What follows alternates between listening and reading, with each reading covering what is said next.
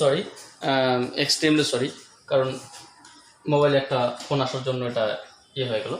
তো বিষয়টা হচ্ছে গিয়ে আমাদের আমরা কি বললাম যে এনতম কক্ষপথের হাইড্রোজেন পরমাণুর ব্যাসার্ধ, যেটা হচ্ছে গিয়ে এটা বোর ব্যাসার্ধ বলা হয়, যেটাকে A0 বলা যেতে পারে, বা এটাকে আমরা শর্টলি বলতে পারি, যেটা আরও একটা নামে একটু আগে আমরা লিখলাম 7 নম্বর ইকুয়েশন, যে A0 into n²/z, A0 into n²/z in unit of angstrom. তাহলে অ্যাংস্ট্রম এককে এটার মান। এবার এখান থেকে আমাদের কতগুলো কোশ্চেন রয়েছে, আমরা এই জায়গাটা একটু ভালো করে বোঝার চেষ্টা করো, কারণ এই জায়গাটা অনেকে ভুল করে। প্রশ্নটা পরীক্ষায় কিন্তু আসে এখান থেকে, ছোট ছোট প্রশ্নগুলো আসে এখান থেকে। এই জায়গায় স্টুডেন্টরা ভুল করে। কি ভুলটা করে তোমরা নিজেরাই একটু রিমাইন্ড করো। যদি তোমরা আমার সামনে থাকতে তাহলে আমি তোমাদের জিজ্ঞেস করলে তোমরা হয়তো এখন ভুলটাই ভাবতে, কিন্তু এর এক্সাক্ট বিষয়টা বুঝতে হবে। তো এটা যাই হোক, তাহলে এনতম কক্ষপথের ব্যাসার্ধ আমরা কি বললাম যে Rn সমান সমান A0 বা 0.53 n²/z, এত অ্যাংস্ট্রম। তোমাকে যদি একটা কোশ্চেন করা, এখানে আমি শর্টলি একটা কোশ্চেন করলাম যে হাইড্রোজেন পরমাণুর প্রথম বোর কক্ষের ব্যাসার্ধ কত? প্রথম বোর কক্ষের ব্যাসার্ধ অর্থাৎ n = কত? 1, কারণ n = 1 প্রথম বোর কক্ষ, মানে কক্ষপথের সংখ্যা ওটা। তাই যদি হয় তাহলে প্রথম বোর কক্ষের ব্যাসার্ধ কত? R1 সমান সমান 0. আচ্ছা, এটা n1 আর কি, এবং z = 1 ফর হাইড্রোজেন অ্যাটম, কারণ হাইড্রোজেন পরমাণুর ক্ষেত্রে কি হয় যে পরমাণু ক্রমাঙ্ক z = 1 হয়। আর অথবা আমরা এটা প্রথম বোর কক্ষের ব্যাসার্ধ আমরা এইভাবে লিখতে পারি, প্রথম বোর কক্ষের ব্যাসার্ধ R1 সমান সমান 0.53 ইন্টু 1/1 অ্যাংস্ট্রম, 0.53 অ্যাংস্ট্রম, বা এটাকে বলতে পারি A0। যেটা R1 সেটার নাম A0, যার মান 0.53 অ্যাংস্ট্রম।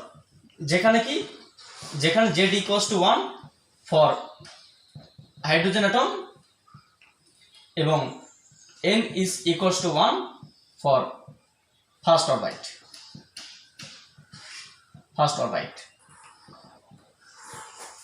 তাহলে ফার্স্ট অরবিটের ক্ষেত্রে আমরা কি লিখতে পারি যে হাইড্রোজেন পরমাণু প্রথম বোর কক্ষের ব্যাসার্ধ। আমি যদি তোমাদের এই কোশ্চেনটা না করে এবার এই কোশ্চেনটা করে, তোমরা নিজেরা প্রথমে একটু ভিডিওটাকে পজ করে, ভিডিওটাকে স্টপ করে তোমরা নিজেরা একটু ভাববে যে কোশ্চেনটার অ্যান্সার কি হবে, তারপরে রানিং করবে।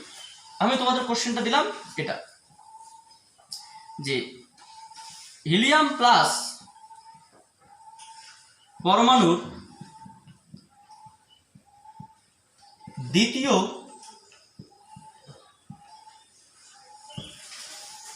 বোর কক্ষের বা প্রথম বোর কক্ষের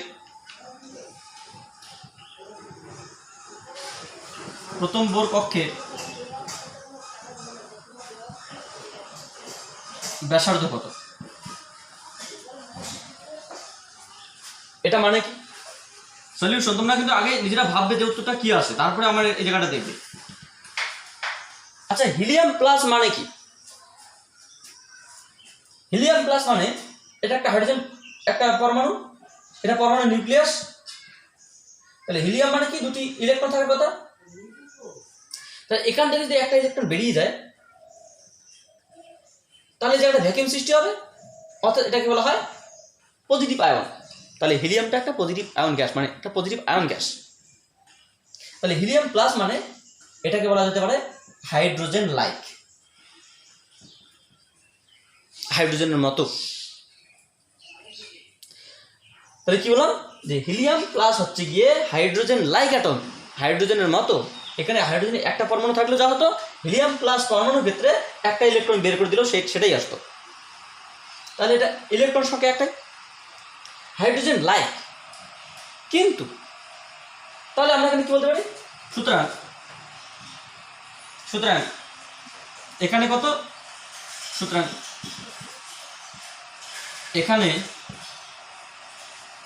z is equals to কত 1, n is equals to 1, কারণ প্রথম বর্গকক্ষ বলা আছে, প্রথম বর্গকক্ষ মানে n equals to 1।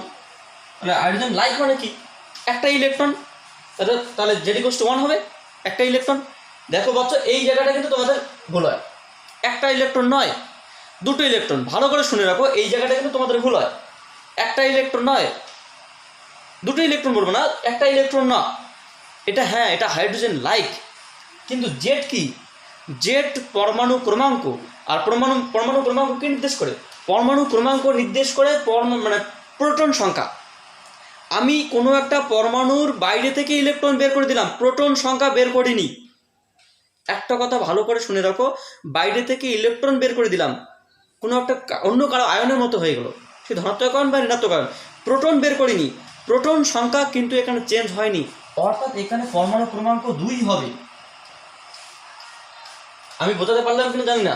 পরমাণু ক্রমাঙ্ক যে নামটা থাকবে সেই নাম অনুসারে হবে, কারণ পরমাণু ক্রমাঙ্ক কিন্তু ভিতর থেকে প্রোটন বেরোনি, প্রোটন বেরোলে একে আমি মানে হিলিয়াম প্লাস বলবো না, প্রোটন বেরোলে এটা হাইড্রোজেন প্লাসই বলা হবে, কারণ প্রোটন সর্বদাই ফিক্সড, প্রোটন সংখ্যা চেঞ্জ তো পরমাণুর নাম চেঞ্জ। হিলিয়াম প্লাস মানে হাইড্রোজেন লাইক, হাইড্রোজেনের মতন, ঠিক আছে, কোনো অসুবিধা নেই, কিন্তু এটা হিলিয়াম মানে পরমাণু ক্রমাঙ্ক 2। যদি তোমাকে এখানে বলা হতো লিথিয়াম ডবল প্লাস, এটাও হাইড্রোজেন লাইক, কিন্তু লিথিয়াম ডবল প্লাসের কিন্তু z is equals to 3, কারণ লিথিয়াম, হাইড্রোজেন, হিলিয়াম, লিথিয়াম, সেই পরমাণুটির কেন্দ্রে 3টি প্রোটন রয়েছে, আর প্রোটন সংখ্যাই এখানে z। জেড কিন্তু কখনো ইলেকট্রন বেরোলো কি ঢুকলো, দিস ইজ ডাজন্ট, এটা কিন্তু ইনফরমেশন নয়। ইলেকট্রন বেরোনোর নির্গতটা কার মতন, সেটা হতে পারে তোমার হচ্ছে গিয়ে নিয়ন গ্যাসের মতো, হিলিয়াম গ্যাসের মতো, অন্য কিছু মতো, হাইড্রোজেন লাইক হতে পারে, সোডিয়াম লাইক হতে পারে, বাট পরমাণুর কেন্দ্র থেকে ইলেকট্রন নির্গত হয়নি, প্রোটন নির্গত হয়নি, তাই পরমাণু ক্রমাঙ্ক নাম যা থাকবে সেটাই হবে, তার পজিশন হবে। সো হিলিয়াম প্লাস পরমাণুর প্রথম বোর কক্ষের ব্যাসার্ধ কত হবে, প্রথম বোর কক্ষের ব্যাসার্ধ হবে, সুতরাং হিলিয়াম প্লাস পরমাণুর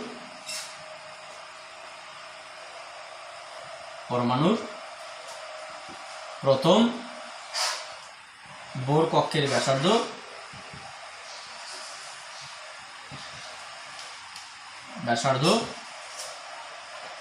n equals to 1, এখানে a0 তো থাকবেই, বা 0.53 আমরা বলতে পারি মানের দিক থেকে, 0.53 ইন্টু n স্কোয়ার বা প্রথম কক্ষপথ n স্কোয়ার মানে 1, z মানে 2, তাহলে কত আসলো 0.53/2 অ্যাংস্ট্রম। সেটা তোমরা ক্যালকুলেট করে দেখবে, যা আসবে সেটাই উত্তর, সেটা আলাদা বিষয়, কিন্তু বিষয়টা ভালো করে বোঝার চেষ্টা করো। জেডের মান কিন্তু তোমাদের প্লাস মাইনাস বেরিয়ে গেলো, তাছাড়া হাইড্রোজেন হয়ে গেলো, হাইড্রোজেন জেডের মান তো 1 হবে, হাইড্রোজেন লাইক বাট প্রোটন সংখ্যা বেরোয়নি, দিস ইজ ইম্পর্টেন্ট। তাহলে তোমাদের আমি একটা ছোট্ট একটা কাজ দিচ্ছি, তোমরা ঘরে এটা চেষ্টা করবে, হয়ে যাবে, অসুবিধা নেই। আমি তোমাকে এখানে দিলাম যে ম্যাগনেসিয়াম প্লাস পরমাণুর তৃতীয় বোর কক্ষের ব্যাসার্ধ কত, তোমরা এটা করবে। যাই হোক, আমাদের তাহলে যে কোনো কক্ষপথে আমরা ইলেকট্রনের ক্ষেত্রে ব্যাসার্ধ বের করতে পারি, যে কোনো কক্ষপথে যে কোনো পরমাণুর ক্ষেত্রে ব্যাসার্ধ আমরা বের করতে পারি, যদি আমাদের ইকুয়েশনটা জানা থাকে। তাহলে আমরা এখানে কি পেলাম, মেইনলি যে ব্যাসার্ধের ইকুয়েশনটা আমরা কি পেলাম, ব্যাসার্ধের ইকুয়েশনটা আমরা পেলাম, এতক্ষণে আমরা দুটো জিনিস পেয়েছি। একটা হচ্ছে কি কৌণিক ভরবেগ ln সমান nh/2π, এখানে অবশ্য বলা হয়নি প্রথম বোর কক্ষে কৌণিক বেগ কত হবে, আমরা শেষের দিকে একবার আসবো। আচ্ছা, এটা আমরা লিখে দেখবো না শুধু। আবার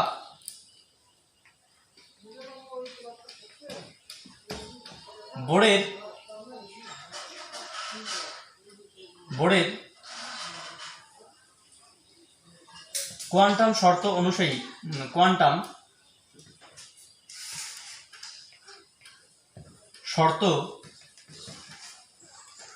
অনুযায়ী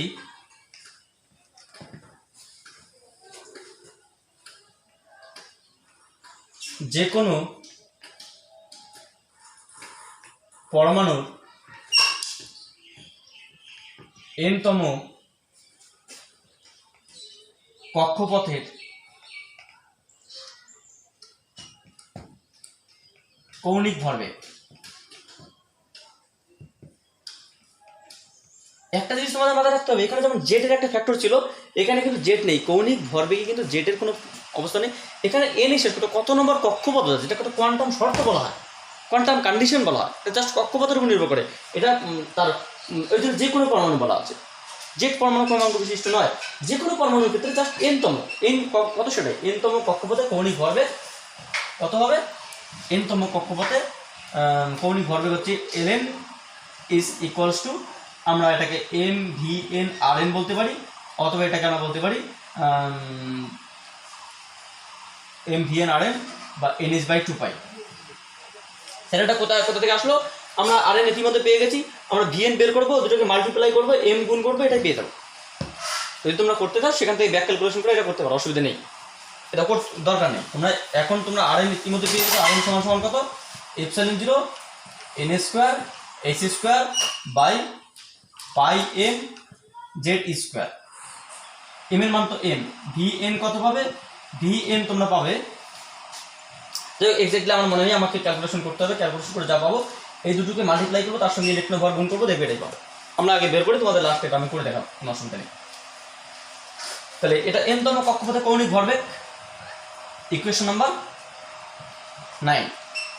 সুতরাং যদি বলা হয় যে হাইড্রোজেন প্লাস পরমাণুর হিলিয়াম প্লাস পরমাণুর, বা এটা না, আমাদের প্রথমে একটা কোশ্চেন কি হতে পারে যে এই কোশ্চেনগুলো কিন্তু হ্যাশ দেওয়া চিহ্নগুলো কোশ্চেনগুলো কিন্তু খুব ইম্পর্টেন্ট। হাইড্রোজেন পরমাণুর প্রথম বোর কক্ষের কৌণিক ভরবেগ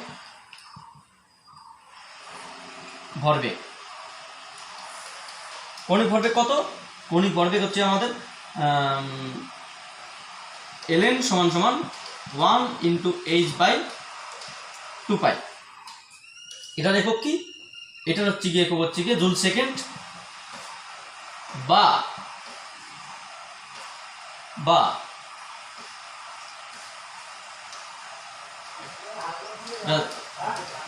1.05 যেটা থাকবে, 1.05 সামথিং 10⁻⁻34, এটা জুল সেকেন্ডও বলা যেতে পারে, বা এটাকে আমরা বলতে পারি কেজি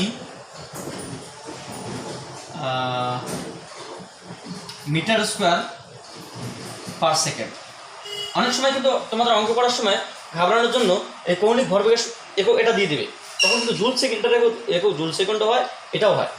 কেন হয়, তার কারণ আমরা কৌণিক ভরবেগ একটু আগে আমরা কি বললাম যে এটা ln সমান সমান আমরা কি বললাম ln। তাহলে n-তম কক্ষপথে মানে প্রথম কক্ষপথে এটাই আসলো, প্রথম কক্ষপথে এটা বলতে পারি, অথবা h/2π বলতে পারি, এই প্লাঙ্কের কনস্ট্যান্টের মান।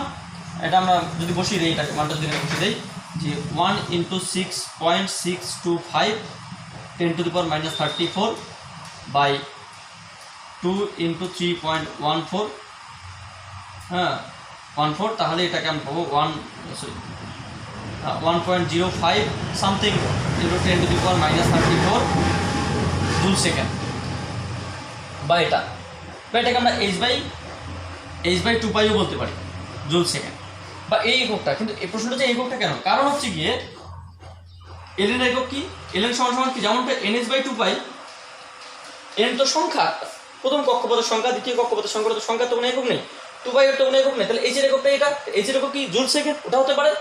অথবা এটা আমার কার সমান, এটা mvn/rn, m এর একক কি SI তে কিলোগ্রাম, বেগের একক কি মিটার পার সেকেন্ড, দূরত্বের ব্যাসার্ধের একক কি মিটার, তাহলে কি আসলো যে kg metre square per second.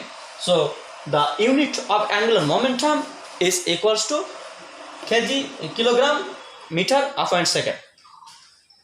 So প্রথম কক্ষপথে হাইড্রোজেন পরমাণু প্রথম এখানে কিন্তু জেড হাইড্রোজেন পরমাণু হওয়ার জন্য জেডের কোনো অস্তিত্ব নেই, জাস্ট এনএফ। তাহলে তোমাকে যদি এই কোশ্চেনটাই দেওয়া হয় যে এই কোশ্চেনটা করো যে লিথিয়াম প্লাস প্লাস পরমাণুর দ্বিতীয় কক্ষপথের কৌণিক ভরবেগ কত?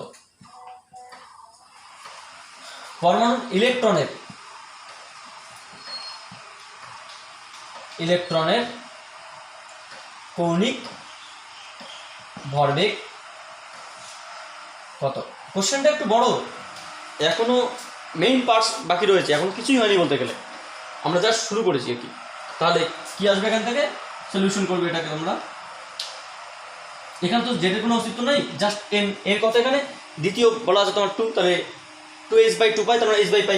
তাহলে আমরা কীভাবে, যেহেতু n is equals to 1 and z does not depend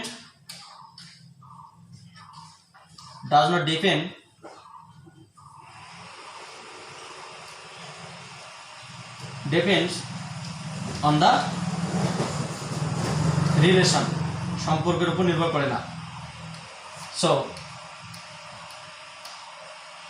L2 দ্বিতীয় কক্ষপথ n equals to 2, L2 is equals to 2h/2 pi, that means h/π। So calculate করে দেখতে যা আসবে সেটাই, এত জুল সেকেন্ড অথবা h/π kg metre square per second.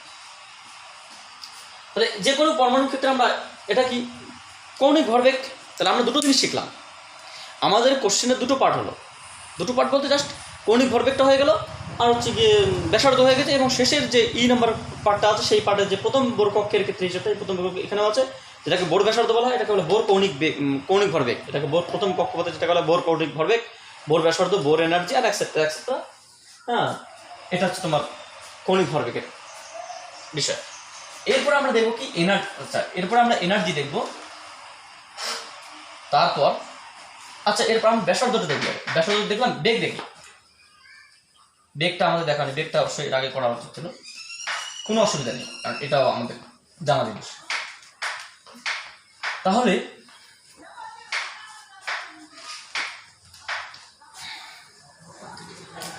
সুতরাং আমরা জানি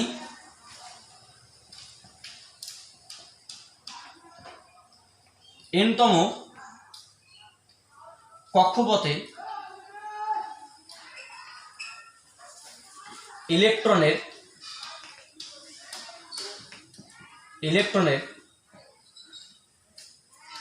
ব্যাসার্ধ কত? Rn is equals to n-তম কক্ষপথে epsilon naught n square h square by pi m z square, এবং 1 নং সমীকরণ থেকে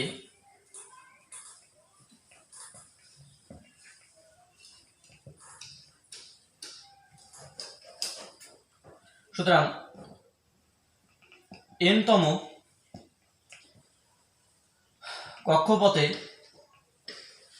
কক্ষপথে ইলেকট্রনের যে পরমাণু ক্রমাঙ্ক বিশিষ্ট কোন পরমাণু n-তম কক্ষপথে ইলেকট্রনের বেগ কত? Vn সমান nh/2 পাই mRn। ভালো করে ভেবে দেখো, 1 নম্বর ইকুয়েশন এটা কত থেকে পাবো? সো from ইকুয়েশন নাম্বার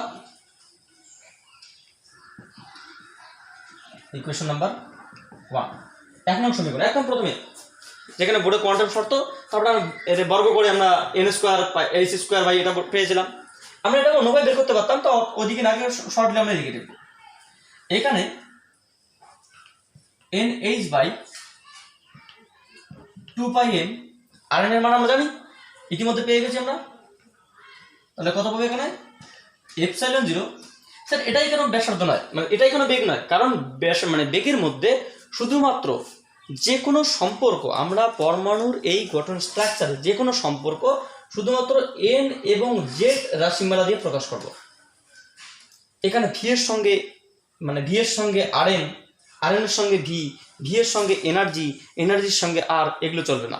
সবটাই আমরা এন এবং জেডে প্রকাশ করবো, এই জন্যই এটা বসানো। তাহলে এটা বসিয়ে লাভ কি আমাদের? এটাই তো বেগ, এটাই তো বেগ, এটা এন তম কক্ষপথের বেগ।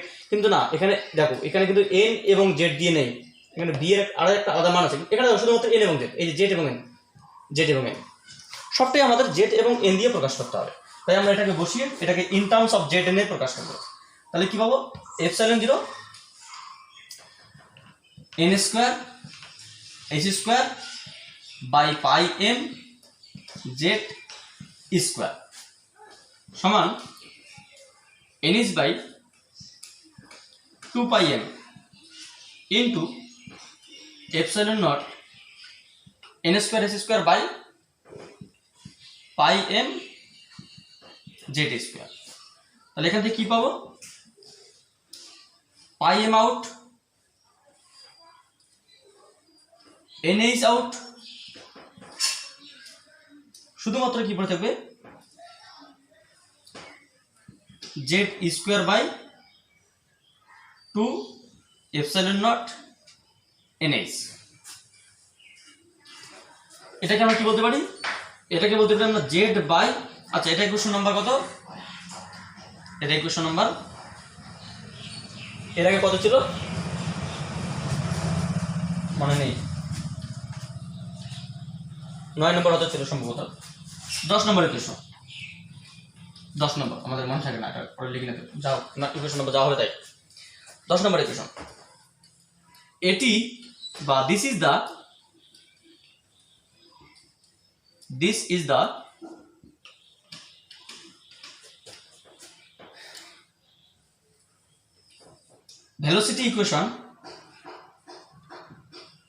velocity equation for jet atomic number of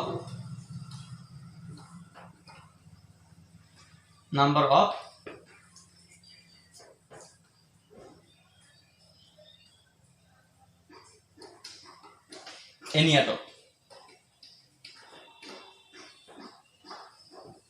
যে কোনো পরমাণুর যে পরমাণু ক্রমাঙ্ক বিশিষ্ট পরমাণু সংখ্যা বিশিষ্ট কোনো একটা পরমাণুর ইলেকট্রনের বেগের রাশিমালা। আচ্ছা এখানে সমীকরণটা একটু আপডেট করবো, তোমরা একটু দেখে নাও ওটা, আমি দেখি ভিডিওটা ঠিক আছে কিনা। হ্যাঁ ওকে, তো এখানে আমরা কি দেখলাম? যে পরমাণু ক্রমাঙ্ক বিশিষ্ট কোনো একটা পরমাণু এনতম কক্ষপথের বেগ। আচ্ছা আমরা কি পেলাম? তাহলে এই দুটোকে একটু সাইড আমরা লিখে রাখি। আমরা কি পেলাম? প্রথমত আমরা জানতাম যে ln হচ্ছে গিয়ে ns বাই 2 পাই, তারপরে কি আসলো? rn is equals to n square epsilon naught n square h square by pi m Z square. তারপরে কি পেলাম? vm Z square by 2 epsilon naught n h। এরপর আমরা এনার্জি বের করবো, একটা বিষয়গুলো আসবে। ওটা যে কোনো কক্ষপথের কৌণিক ভরবেগ, যে কোনো কক্ষপথের ব্যাসার্ধ, যে কোনো কক্ষপথের বেগ। তাহলে যে কোনো কক্ষপথে যদি বেগ হয় তাহলে প্রথম কক্ষপথের বেগ বের করতে হবে সিমিলার ওয়েতে, যেমনটা আমরা করেছিলাম। সুতরাং আমরা কি বলতে পারি? সুতরাং n-তম কক্ষপথে ইলেকট্রনের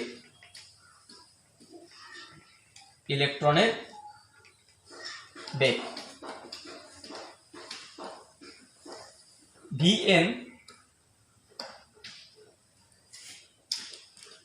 Vn is equals to z square by 2 epsilon naught n h, 2 epsilon naught n h। এটাকে আমরা লিখতে পারি z/n ইন্টু স্কোয়ার বাই 2ε0 8। এটাকে আমরা বলতে পারি z/n ইন্টু v0, যেমনটা a0 ছিল a0, তাহলে এটা n-তম কক্ষপথে ব্যাসার্ধ, এটা বেগ, এটার নাম কত? Equation number 11। তাহলে এখানে vn-টা কত, v0-টা কত?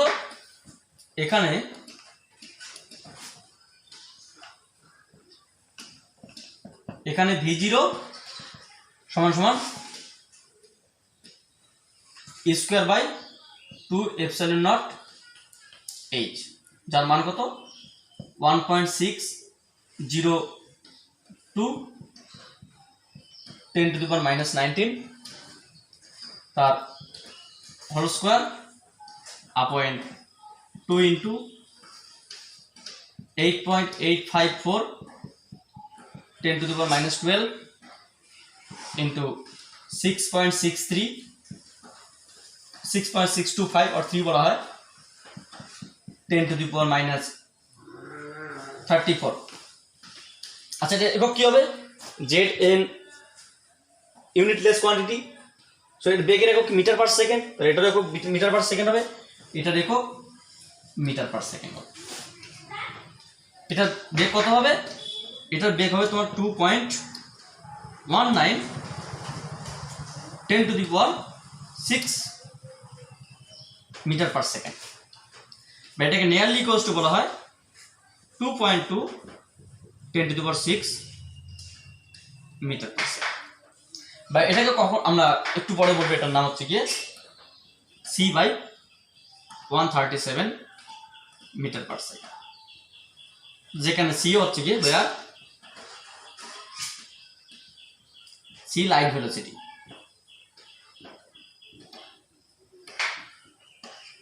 যার মান কত? 3 ×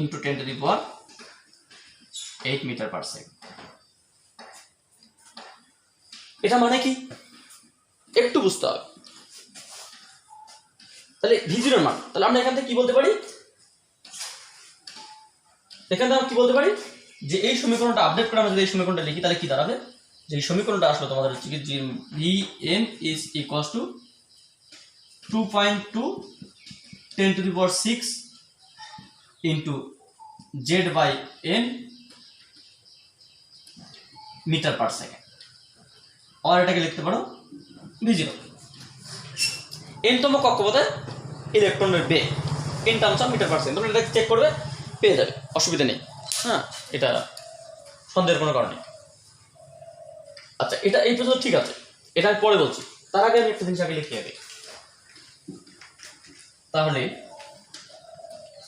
প্রথম কক্ষপথে ইলেকট্রনের বেগ কত হবে? হাইড্রোজেন পরমাণু। সুতরাং সেম ওয়েতে, সুতরাং হাইড্রোজেন পরমাণুর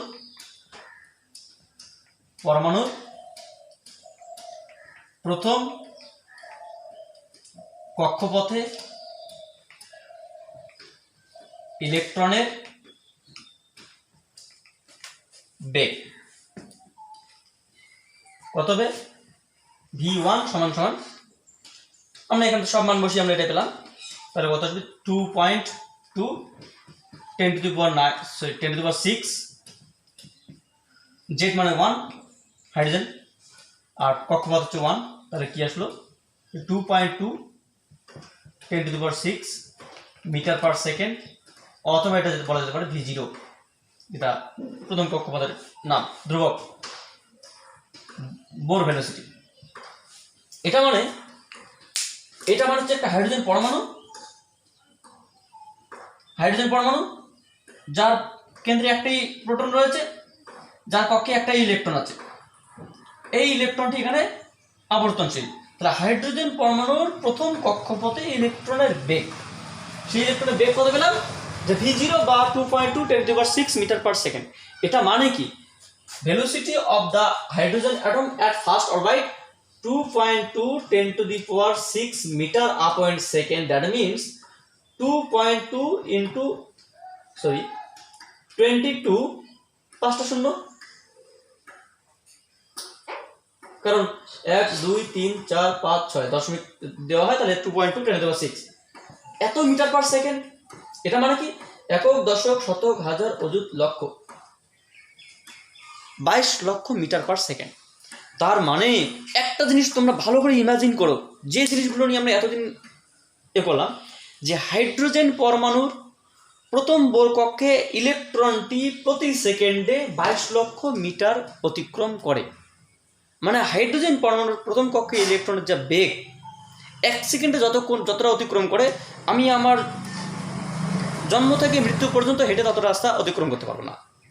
জন্ম থেকে মৃত্যু পর্যন্ত হেঁটে ততটা রাস্তা অতিক্রম করতে পারবো না। হাইড্রোজেন পরমাণু 1 সেকেন্ডে যতটা রাস্তা অতিক্রম করে, কতটার বেগ কত? প্রতি সেকেন্ডে 22 লক্ষ মিটার। 22 লক্ষ মিটার তো এখানে নয়। তাহলে হাইড্রোজেন পরমাণু, যেটাকে আলোর বেগের 137 ভাগের 1 ভাগ, তাহলে হাইড্রোজেন পরমাণুর প্রথম বোর কক্ষে আলোর বেগের 137 বেগের, আলোর বেগ কি এখানে নাকি 1 সেকেন্ডে 30 কোটি মিটার পার সেকেন্ড। আলোর বেগ কত?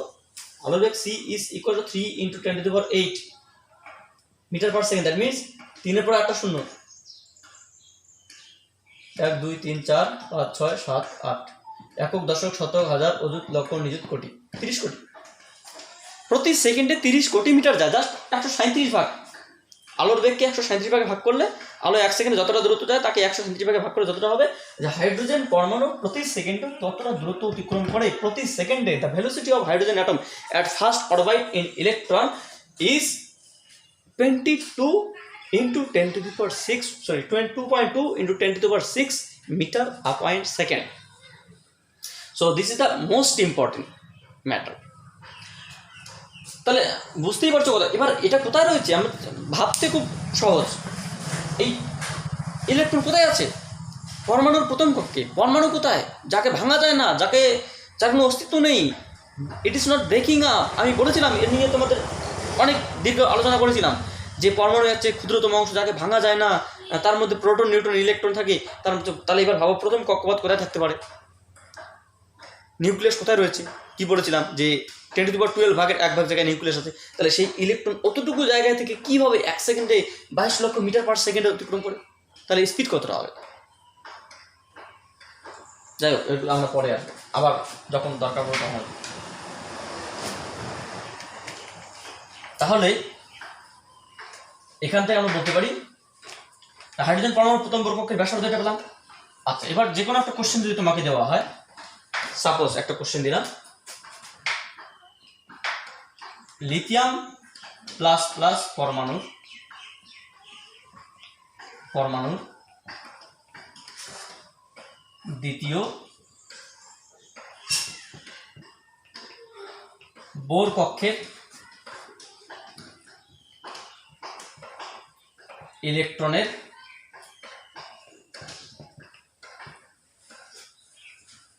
বেগ,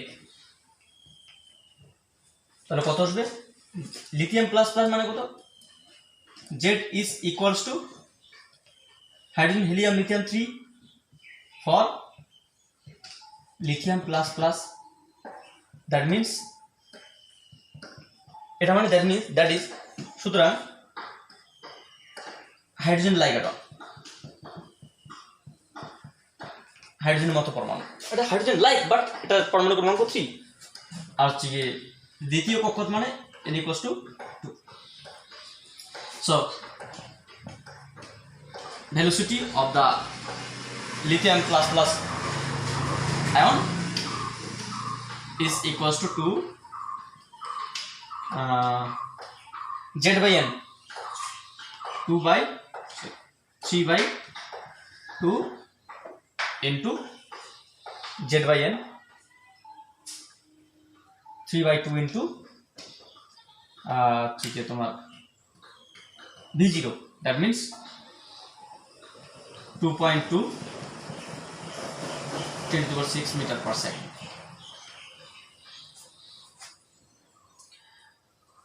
এটা হচ্ছে তোমার hydrogen helium lithium hydrogen like, এরকমটা আসবে।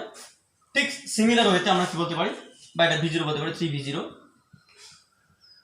by 2। সিমিলার ওয়েতে আমরা বলতে পারি যে হচ্ছে কি লিথিয়াম প্লাস প্লাস পরমাণু তৃতীয় বোর কক্ষের এনার্জি কত হবে, তৃতীয় বর্গের বেগ কত হবে, অ্যান্ড এক্সেট্রা। এখান থেকে আমরা এবার নেক্সট যে টপিক রয়েছে এনার্জি, তাহলে আমরা কি কি দেখলাম, যে আমরা দেখলাম যে হাইড্রোজেন যে কোনো একটা পরমাণুর এনতম কক্ষপথের কৌণিক ভরবেগ, প্রথম কক্ষপথের কৌণিক ভরবেগ, যে কোনো কক্ষপথের কৌণিক ভরবেগ, তার রাশিমালা এটা, যে কোনো প্রথম স্পেশালি হাইড্রোজেন অ্যাটম, যে কোনো কক্ষপথের ব্যাসার্ধ, স্পেশালি হাইড্রোজেন অ্যাটমের প্রথম কক্ষের ব্যাসার্ধ কত, যে কোনো কক্ষপথের ব্যাসার্ধ কত, বেগ এতটা। এবার আমরা এখানে কি দেখলাম, যে প্রথম বোর কক্ষের কৌণিক ভরবেগ 1.05 10⁻⁻34 জুল সেকেন্ড। প্রথম বোর কক্ষের ব্যাসার্ধ কত, V0, সেটাকে আমরা R1 বলতে পারি, এটা সমান সমান কত, A0, যার মান 0.53 অ্যাংস্ট্রম। প্রথম বোর কক্ষের হাইড্রোজেন পরমাণুর বেগ কত, এটাকে আমরা V0 বলতে পারি, যার মান C/137 metre per second, or 2.2 10⁻6 metre per second, এটা বলতে পারি। এরপরে আমাদের হচ্ছে কি এনার্জি ইকুয়েশনটা দেখব। তো এনার্জি ইকুয়েশনটা করার আগে আমরা দেখে নেই, এনার্জি ইকুয়েশনটা করার আগে আমরা ভিডিওটা এখানে ক্লোজ করছি, সরি থাক, কোনো অসুবিধা নেই। এনার্জি ইকুয়েশন, এখানে আরো একটু কাজ ছিল, হ্যাঁ,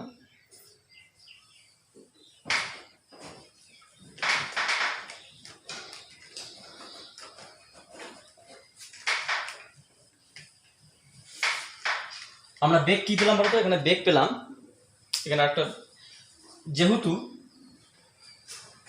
এনতম কক্ষপথে ইলেকট্রনের বেগ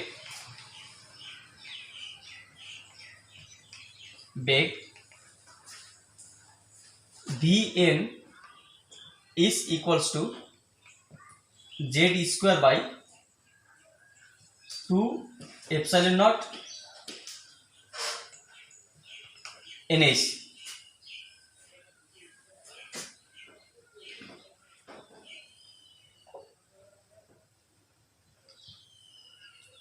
তাহলে এখানে আমরা